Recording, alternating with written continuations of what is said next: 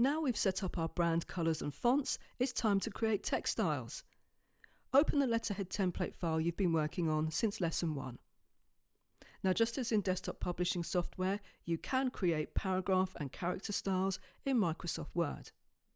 Go to the Format menu and click on Style. On the left is a list of styles. These are the ones that are currently in use, and you can see this drop-down menu here. It says Styles in Use. When you click on it, you can change this to show all the styles in the document. Or if you've created any styles, you can just limit the selection to these by using user-defined styles. We are going to stick to styles in use. Let's click on the normal style and click on this Modify button. Now here's a larger dialog box where you can make more changes. You've got the formatting section here where you can change things like the font name, font size. You've got bold, italic, underline. Here, this drop-down menu shows all the colours that are available, and you've also got the alignments here as well. Here in the bottom left, you've got the Format drop-down menu where you can go into more detail with your changes. Again, there's font, paragraph, there's also tabs, border, you can change the proofing language, etc. Let's have a look at the font dialog box. Okay, we've got two different parts of this font dialog box here. Here again, we've got things like font, the font style, size, font color, etc.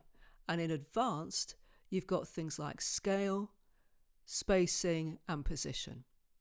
Now, what we're going to do with this style is we're just going to stick to making a font size change. So click here where it says size and change this to 11. Then you click OK. And then we'll go back to the Format menu and you'll see here there's paragraph. So let's click on that. Here again, we've got two different sections. We've got indents and spacing, where you've got your alignments. You've also got indentation from the left and from the right. You've got your first line and hanging indents.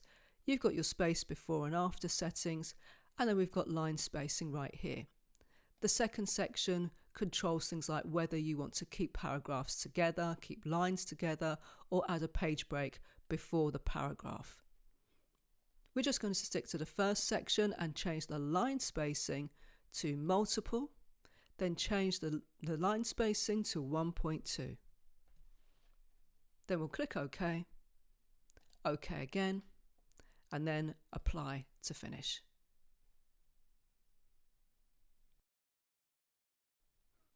To create a new style, go back to the Format menu and choose Style, then click on the New button. You can also create a new style by opening up this Styles pane button here, then clicking the New Style button.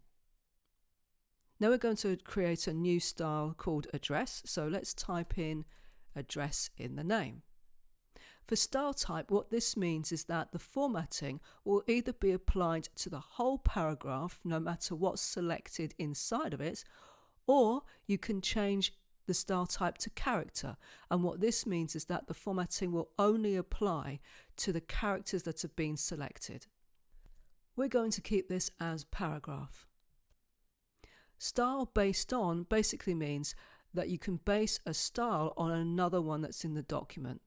Or you could choose no style if you wanted to be completely independent.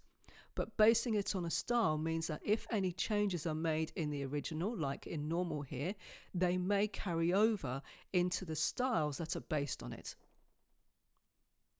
And we've got style for following paragraph, which basically means if I were to choose something like normal, for example, if I formatted a paragraph with the address style, and then I press the Enter key to create a new paragraph, this normal style would be the style that's applied to that following paragraph, to the new paragraph I've created.